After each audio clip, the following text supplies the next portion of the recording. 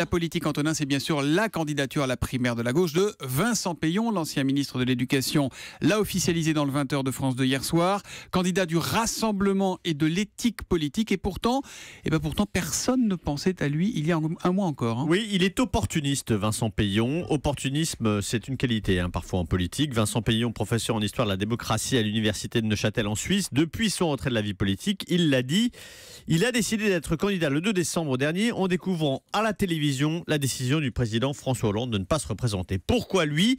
Parce qu'il ajoute au Rassemblement l'éthique en politique. En fait, il s'autoproclame héritier légitime de François Hollande. Qui vise-t-il ? Manuel Valls, le régicide.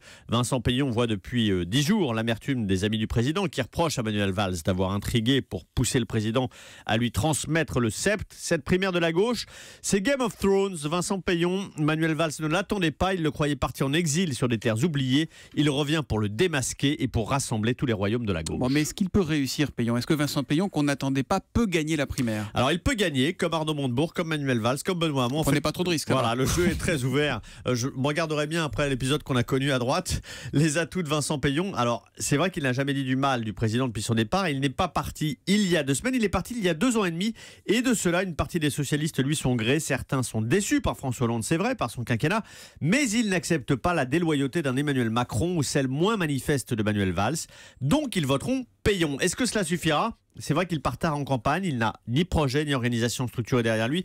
Il y a une chose qu'on peut affirmer en revanche avec cette nouvelle candidature, la confirmation de la fin d'une époque au PS, le règne de François Hollande qui dure depuis 20 ans, celui de la synthèse de la marche des éléphants sous une seule bannière. Ce règne est terminé et vient de rejoindre les livres d'histoire. Voilà, vous citiez Benoît Hamon, il sera tout à l'heure à 8h15 l'invité de Jean-Pierre Elkabbach pour l'interview politique d'Europe 1. Disons pas une femme en vue pour l'instant dans la primaire gauche, il y en avait une à droite et 0 à gauche. Politique, c'est un métier d'homme en France, on dirait. Hein. Dis donc, pas brillant. Sylvia Pinel. C'est pas brillant.